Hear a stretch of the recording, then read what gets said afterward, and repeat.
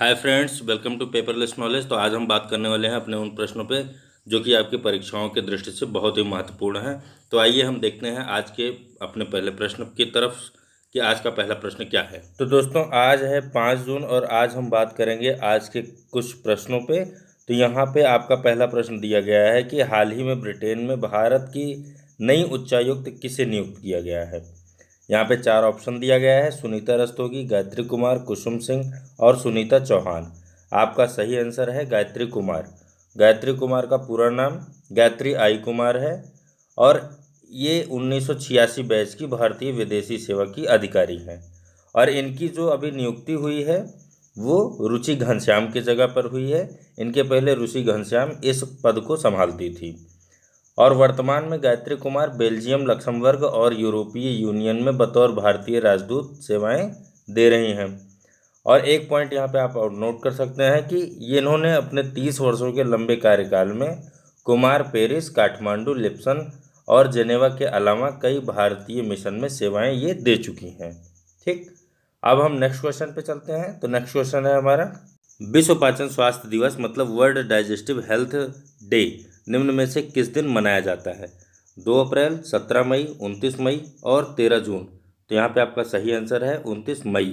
29 मई 1958 में इसको वॉशिंगटन में वर्ल्ड गैस्ट्रोएंटरोलॉजी की पहली विश्व कांग्रेस की बैठक में विश्व पाचन दिवस मनाने की घोषणा की गई थी। अब यहाँ पे बात की है हमने वर्ल्ड गैस्ट्रोएंटरोलॉजी। तो आपको बता दें कि वर्ल्ड गैस्ट्रोएंटरोलॉजी मतलब WGO और WGOF द्वारा इसकी शुरुआत भी की गई थी और इसका मुख्य उद्देश्य पाचन संबंधी रोग और विकार के विषयों में जन जागरूकता को बढ़ाने का था। ठीक, अब यहाँ पे आप अगर चाहें तो इसको नोट कर सकते हैं कि इसकी शुरुआत किसके किसके द्वारा की गई, इसका उद्देश्य क्या था और इसको किस तिथि को शुरू किए गए थे। ठीक, अब यहाँ पे इतने सारे क्वेश्चंस आपके बन गए हैं। हम नेक्स्ट क्वेश्चन पे चलते हैं। तो नेक्स्ट क्वेश्चन है हमारा, विदेश मंत्रालय के पूर्व प्रवक्ता रवीश कुमार को कहाँ पर भारत के अगले राजदूत के रूप में नियुक्त किया गया। यहाँ पे आपका 4 ऑप्शन दिया गया है: आयरलैंड, फिनलैंड, कैलिफोर्निया और सिडनी। आपका सही आंसर है फिनलैंड। ठीक, फिनलैंड के बारे में आपको बता दें, फिनलैंड हेल्सिंकी की राजधानी है और यूरोप का एक देश है।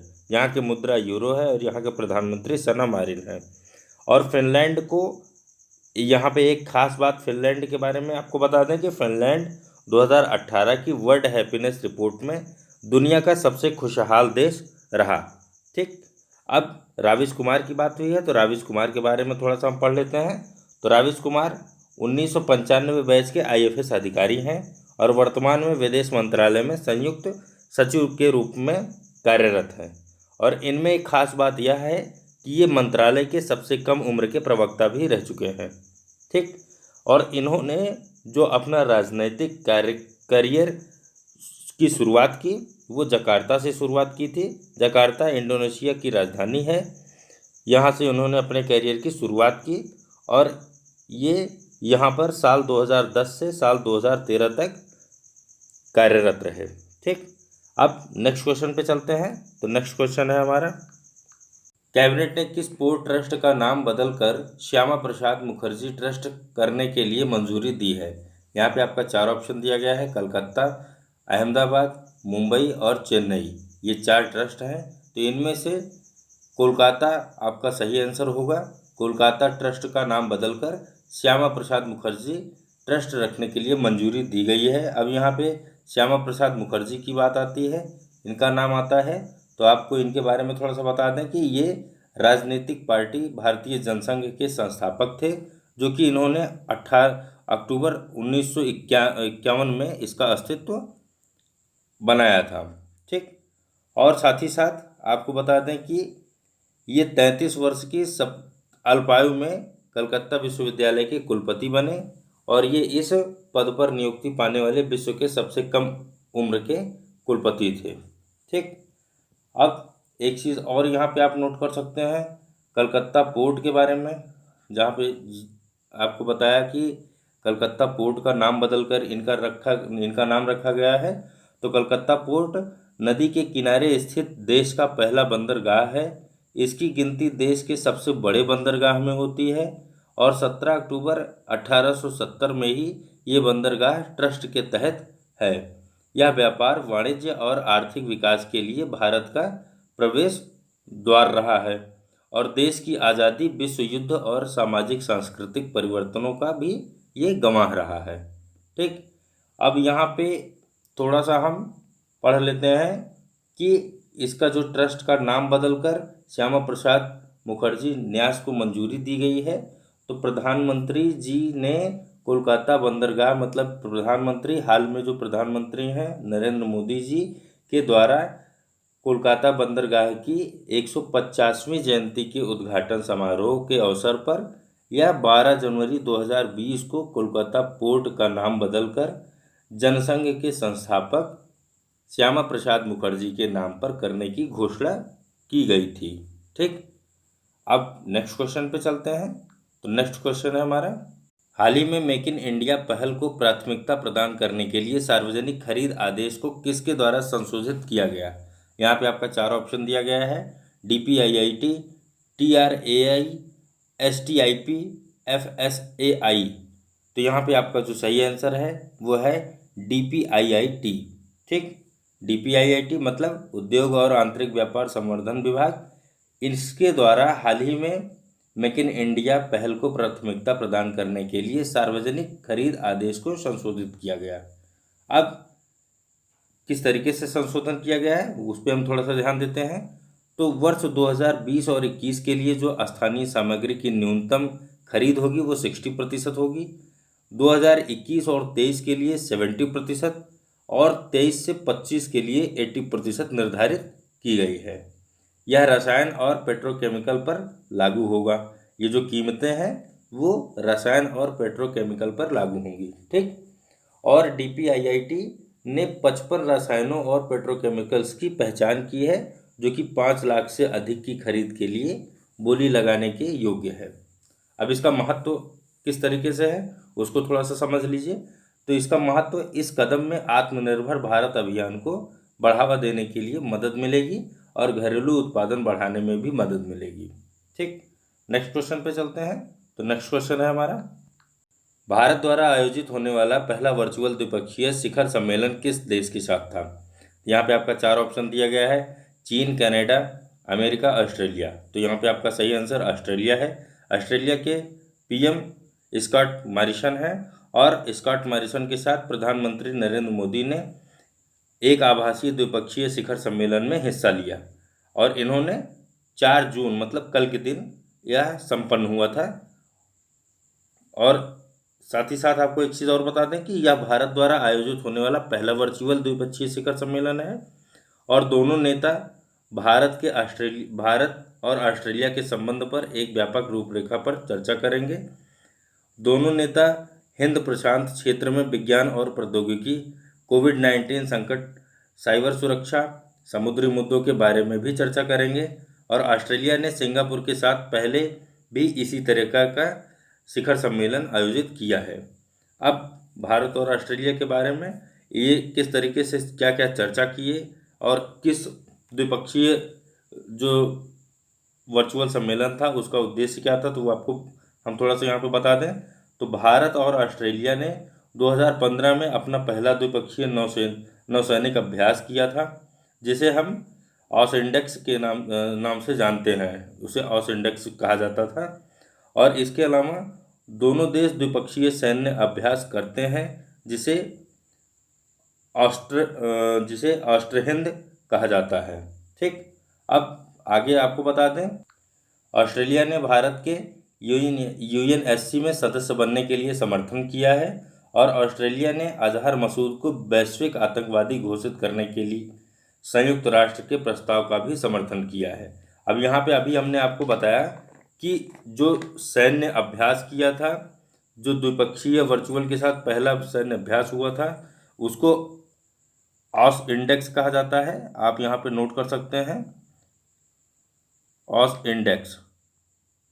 ठीक, और दूसरा जो द्विपक्षीय सैन्य अभ्यास किया गया था, इसके अलावा जो दोनों देशों के बीच में, उसे हम ऑस्ट्रहिंद कहते हैं। ठीक, यहाँ पे आप हिंद लिख सकते हैं। अब नेक्स्ट क्वेश्चन पे चलते हैं। नेक्स्ट क्वेश्चन है हमारा, हाल ही में कुवैत में भारत का नया राजदूत किसे नियुक्त किया गया? तो यहाँ पे आपका 4 ऑप्शन दिया गया है, सीवी जॉर्ज, हर्षवर्धन श्रृंगला, गौतम बाम्बवाला और अहमद जावेद। तो यहाँ पे आपका सही आंसर है CV George. CV George 1993 batch के IFS अधिकारी हैं और इन्हें कुवैत का नेक्स्ट राजदूत नियुक्त किया गया है। ठीक, और ये वर्तमान में स्विट्जरलैंड में भारत के राजदूत के रूप में कार्यरत थे। और इन्होंने जो भी ये किसकी जगह लेंगे, ऐसा क्वेश्चन भी आपसे पूछा जा सकता है। तो ये वर्तमान के जो राजदूत हैं के जीवा सागर, तो उनका स्थान ये लेंगे। और के जीवा सागर ने जनवरी 2018 में कुवैत में भारत का राजदूत के पद पर अपना पद ग्रहण किया था। नेक्स्ट क्वेश्चन पे चलते हैं। नेक्स्ट क्वेश्चन है हमारा, WHO ने वर्ष 2020 को घोषित किया है प्लांट हेल्थ का अंतर्राष्ट्रीय वर्ष, नर्स और दाई का अंतर्राष्ट्रीय वर्ष, कोरोना प्रकोप का अंतर्राष्ट्रीय वर्ष कि बाजरा का अंतर्राष्ट्रीय वर्ष? यहाँ पे आपका सही आंसर है नर्स और दाई का अंतर्राष्ट्रीय वर्ष।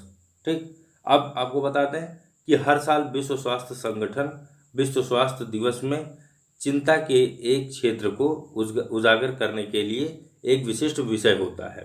ठीक, और WHO ने वर्ष 2020 को नर्स और मिडवाइफ का अंतर्राष्ट्रीय वर्ष घोषित किया है। यह फ्लोरेंस नाइटिंगेल की 200वीं जयंती को चिन्हित करने के लिए किया है। ठीक, तो इन्होंने फ्लोरेंस नाइटिंगेल की याद में उनकी 200वीं पुण्यतिथि पर यह घोषणा की। अब नेक्स्ट क्वेश्चन पे चलते हैं। नेक्स्ट क्वेश्चन है हमारा, भारतीय दूरसंचार नियामक प्राधिकरण TRAI जैसे विषयों पर आदेश और निर्देश जारी करता है। तो यहाँ पे आपका 4 ऑप्शन दिया गया है, भारत में ब्रॉडबैंड का प्रवेश बढ़ाना, डायरेक्ट टू होम DTH सेवाएं, मोबाइल नंबर पोर्टेबिलिटी और टैरिफ। तो यहाँ पे ये 4 ऑप्शंस थे। तो यहाँ पे आपका जो इसका नेक्स्ट क्वेश्चन नेक्स्ट जो दिया गया है कि 1, 2 और 3, 1, 3 और 4, 2, 3 और 4, 1, 2, 3, 4, इनमें से कौन सा आंसर सही है? तो यहाँ पे आपका जो सही आंसर है वो है 1, 2 और 3। ठीक, मतलब भारत में ब्रॉडबैंड का प्रवेश बढ़ाना, डायरेक्ट टू होम डिलीवरी और मोबाइल नंबर पोर्टेबिलिटी। ठीक, यहाँ पे आपका टैरिफ को छोड़कर बाकी ये तीनों सही हैं। अब यहाँ पे इसके बारे में हम पढ़ लेते हैं थोड़ा सा। TRAI का मतलब क्या होता है? तो TRAI का मतलब है ट्राई नियमित रूप से ट्रैफिक इंटरनेट सेवा की गुणवत्ता, डायरेक्ट टू होम DTH सेवाओं को, मोबाइल नंबर 1 पोर्टेबिलिटी जैसे विभिन्न विषयों पर आदेश और निर्देश जारी करता है। ठीक, और भारत में ब्रॉडबैंड की पैठ बढ़ाने के लिए TRAI ने WANI आर्किटेक्चर का प्रस्ताव दिया है। WANI का मतलब W for wifi, A for access और N फॉर नेटवर्क और I फॉर इंटरफेस। तो आर्किटेक्चर का प्रस्ताव TRAI के द्वारा दिया गया था, जो कि WANI के नाम से दिया गया। और आपको बता दें कि यदि इसे लागू किया जाता है तो यह सार्वजनिक डेटा कार्यालयों PDO की स्थापना का कारण बन सकता है, जहां वाईफाई इंटरनेट की मांग होगी। अब नेक्स्ट क्वेश्चन पे चलते हैं। नेक्स्ट क्वेश्चन है हमारा, हाल ही में खबरों में देखा गया PM फंड केयर या PM केयर फंड का हिस्सा है। तो यहाँ पे आपका 4 ऑप्शन दिया गया है, भारत का समेकित कोष, भारत का सार्वजनिक खाता, भारत की आकस्मिकता निधि और सार्वजनिक धर्मार्थ ट्रस्ट। तो इन चारों में से आपका जो सही आंसर है वो है सार्वजनिक धर्मार्थ ट्रस्ट। अब आपको सार्वजनिक धर्मार्थ ट्रस्ट के बारे में बता दें तो किसी भी प्रकार की आपातकालीन या संकट की स्थिति में निपटने के लिए प्राथमिक उद्देश्य के साथ एक समर्पित राष्ट्रीय निधि की आवश्यकता को ध्यान में रखते हुए, जैसे कोविड-19 महामारी से उत्पन्न और प्रभावितों को राहत प्रदान करने के लिए एक सार्वजनिक धर्मार्थ ट्रस्ट, जो कि प्रधानमंत्री के द्वारा इसको चलाया गया था। और प्रधानमंत्री नागरिक सहायता और आपातकालीन स्थिति निधि में राहत के लिए पीएम केयर फंड की स्थापना की गई। अब यहाँ पे बता दें कि प्रधानमंत्री पीएम केयर कोष के पदेन अध्यक्ष और रक्षा मंत्री, मामलों के मंत्री और वित्त मंत्री भारत सरकार निधि पदेन न्यासी होते हैं। इस कोष में पूरी तरह से व्यक्तियों, संगठनों और स्वैच्छिक योगदान होता है। इसे कोई बजटीय सहायता नहीं मिलती है। इसका उद्देश्य क्या था? तो इसका उद्देश्य सार्वजनिक स्वास्थ्य आपातकाल या किसी अन्य प्रकार के आपात आपदा या संकट से संबंधित किसी भी प्रकार की राहत या सहायता के लिए, या तो मानव निर्मित या प्राकृतिक, जिसमें स्वास्थ्य सेवा का औषधीय सुविधाओं का निर्माण या उन्नयन शामिल है, अन्य सामग्री या अन्य आवश्यक बुनियाद ढांचा, वित्त पोषण, प्रशासनिक अनुसंधान या किसी अन्य प्रकार का समर्थन, और वित्तीय सहायता प्रदान करने के लिए पैसों का भुगतान का अनुदान प्रदान करें या ऐसे अन्य कदम उठाएं जिन्हें प्रभावित आबादी को न्यासी बोर्ड द्वारा आवश्यक समझा जा सकता है। ठीक, तो इतनी तरीके की इसमें सुविधाएं हैं और इस तरीके से ये कार्य किया जाएगा कि इस तरीके से पीएम केयर फंड में, जैसे कि यहाँ पे आपको हम एकदम इसका निचोड़ बता दें कि इसमें किसी भी तरीके का, जैसा कि यहाँ पे बताया गया है कि किसी भी तरीके की बजट से इसका कोई लेना देना नहीं है।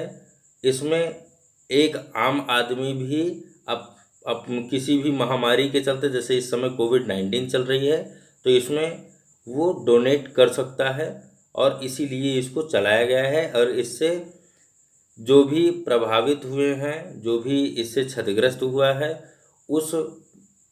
उसके नुकसान की भरपाई करने के लिए इस फंड का इस्तेमाल किया जाएगा। नेक्स्ट क्वेश्चन पे चलते हैं। नेक्स्ट क्वेश्चन है हमारा,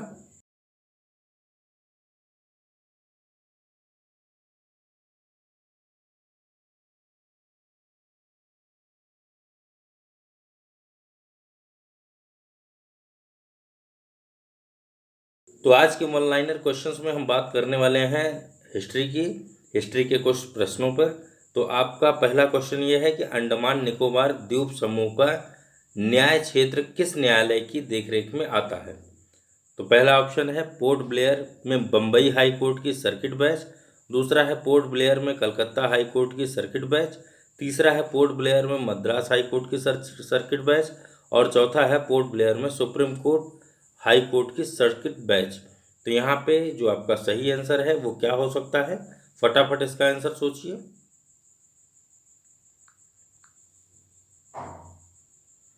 तो यहाँ पे जो आपका सही आंसर होगा वो है पोर्ट ब्लेयर में कलकत्ता हाई कोर्ट की सर्किट बेंच। ठीक, ऑप्शन यहाँ पे आपका बी सही है। अब नेक्स्ट क्वेश्चन पे चलते हैं। तो नेक्स्ट क्वेश्चन है हमारा, केंद्र शासित प्रदेश लक्षद्वीप के न्यायिक क्षेत्र का कार्य कौन सा न्यायालय करता है? यहाँ पे आपका 4 ऑप्शन दिया गया है, Tamil Nadu high court, Kerala high court, Calcutta high court और बॉम्बे हाई कोर्ट। इन चारों में से आपका आंसर क्या सही होगा? इसका फटाफट आप आंसर दीजिए।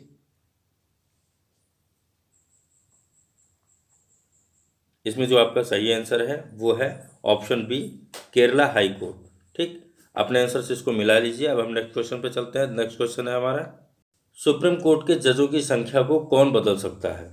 राष्ट्रपति आदेश, कानून द्वारा संसद, सुप्रीम कोर्ट की अधिसूचना और केंद्र सरकार की अधिसूचना। इन चारों में से आपका आंसर क्या होगा?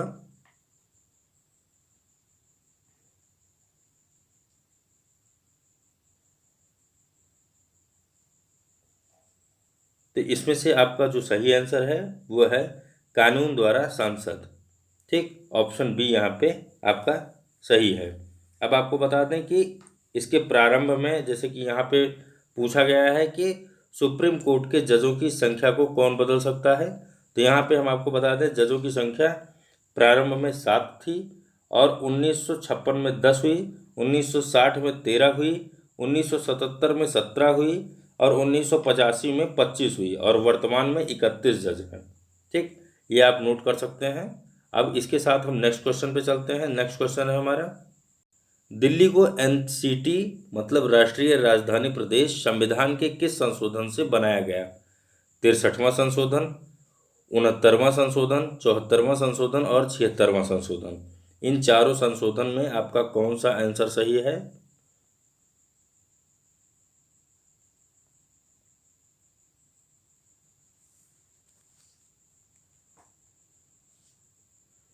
यहाँ पे जो आपका सही आंसर है वो है ऑप्शन बी, 69वां संशोधन। ठीक, अब इसके बारे में आपको बता दें कि 69वां संशोधन 1991 में हुआ था और एनसीटी की स्थापना 1 फरवरी 1992 में पूर्ण हुई थी। ठीक, यहाँ पे एनसीटी की बात हुई थी, तो हम उसकी आपको बता दें कि 1 फरवरी 1992 में इसकी स्थापना हुई थी। और नेक्स्ट क्वेश्चन पर चलते हैं। नेक्स्ट क्वेश्चन है हमारा, भारत में 3 स्तरीय पंचायती प्रणाली कितनी जनसंख्या के ऊपर वाले राज्यों में है? 15 लाख, 25 लाख, 20 लाख और 30 लाख। तो इन सब में आपका आंसर क्या होगा?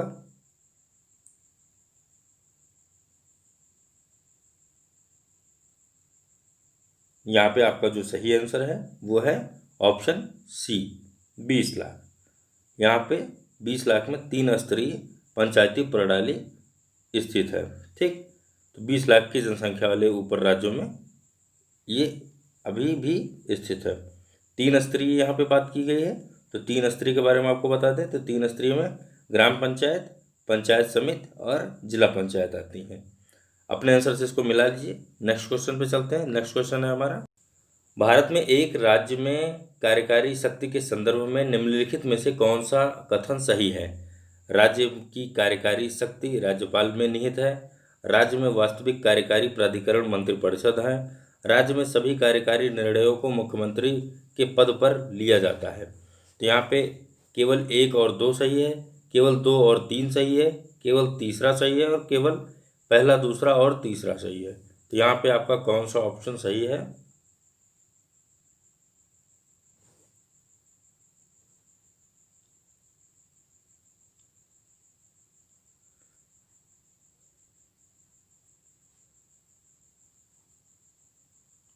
तो यहाँ पे आपका जो सही आंसर है वो है ऑप्शन ए, पहला और दूसरा यहाँ पे आपका सही होगा। राज्य की कार्यकारी शक्ति राज्यपाल में निहित है और राज्य में वास्तविक कार्यकारी प्राधिकरण मंत्रिपरिषद है। और यहाँ पे आपके तीसरे आंसर में अगर यहाँ मुख्यमंत्री के स्थान पर राज्यपाल हो जाए तो ये भी आपका ऑप्शन सही हो जाएगा। ठीक, तो इसका जो सारांश हो जाएगा वो होगा, राज्य में सभी कार्यकारी निर्णयों को राज्यपाल के नाम पर लिया जाता है। तो यहाँ पे आपका तीनों आंसर सही हो जाएगा। अब अपने आंसर से इसको मिला लीजिए। नेक्स्ट पे चलते हैं। नेक्स्ट क्वेश्चन हमारा, 2003 के 92वें संशोधन अधिनियम द्वारा 8वीं अनुसूची में उपरोक्त में से कौन सी भाषाएं शामिल की गई थी? सिंधी और नेपाली, कोकड़ी और मणिपुरी, बोडो और संथाली, सांथली और कोकड़ी, दोदरी और मैथिली। तो इन चारों में से कौन सी भाषा शामिल की गई थी? फटाफट सोचिए।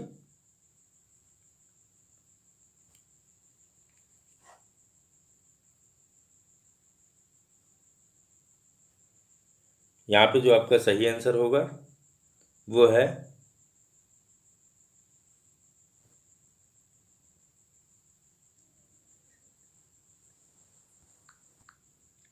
इसमें जो आपका सही आंसर है वो है बोडो, मैथिली, सांथली और डोगरी। ठीक, तो यहाँ पे आपका जो सही आंसर होगा बोडो, मैथिली, सांथली और डोगरी, मतलब 5वां और तीसरा यहाँ पे आपका ये दोनों सही होगा। अब आपको बता दें कि 1967 में सिंधी भाषा को शामिल किया गया था, 1992 में कोकड़ी, मणिपुरी और नेपाली भाषा को शामिल किया गया था और 2003 में बोडो, मैथिली, सांथली और डोगरी को शामिल किया गया। अब नेक्स्ट क्वेश्चन पे चलते हैं। नेक्स्ट क्वेश्चन है हमारा, इनमें से कौन सा मिलान सही नहीं है? यहाँ पे आप नहीं कर लीजिएगा। इनमें से कौन सा मिलान सही नहीं है? तो यहाँ पे आपका 4 ऑप्शन दिया गया है। अनुच्छेद 72 राष्ट्रपति की क्षमा शक्ति, अनुच्छेद 143 सुप्रीम कोर्ट के सलाहकार क्षेत्राधिकार, अनुच्छेद 360 वित्तीय आपातकाल से संबंधित प्रावधान और अनुच्छेद 148 से 151 भारत के अटॉर्नी जनरल की शक्तियाँ और कार्य। तो यहाँ पे आपका 4 ऑप्शन दिया गया है, ये इसमें से सही आंसर कौन सा है?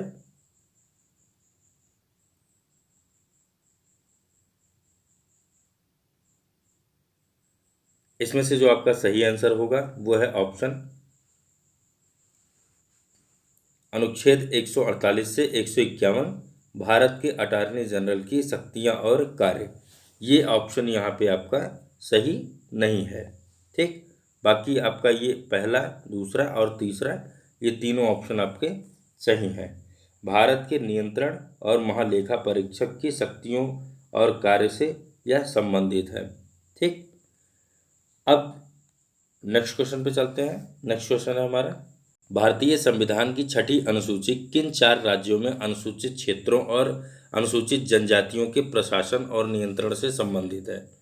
मणिपुर, मिजोरम, त्रिपुरा, नागालैंड, असम, मेघालय, त्रिपुरा, मिजोरम, असम, मेघालय, अरुणाचल प्रदेश, नागालैंड, असम, मेघालय, मिजोरम, नागालैंड। तो यहाँ पे ये 4 ऑप्शन दिए गए थे। अब आप इसका सोचिए, इसका आंसर क्या हो सकता है?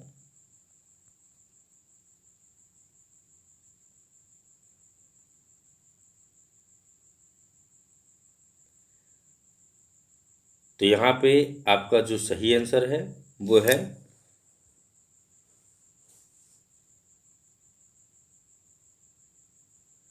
Option B. यहाँ पे आपका सही है, असम, मेघालय, त्रिपुरा और मिजोरम।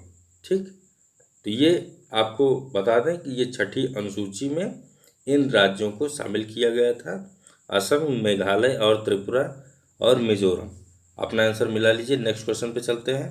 नेक्स्ट क्वेश्चन है, भारत के संविधान में निम्नलिखित अनुसूची में से कौन सा नया राज्य बनाने के लिए संशोधित किया जाना है? पहली अनुसूची, दूसरी अनुसूची, तीसरी अनुसूची और चौथी अनुसूची। तो ये 4 ऑप्शन में है, आपका आंसर इसमें से क्या होगा?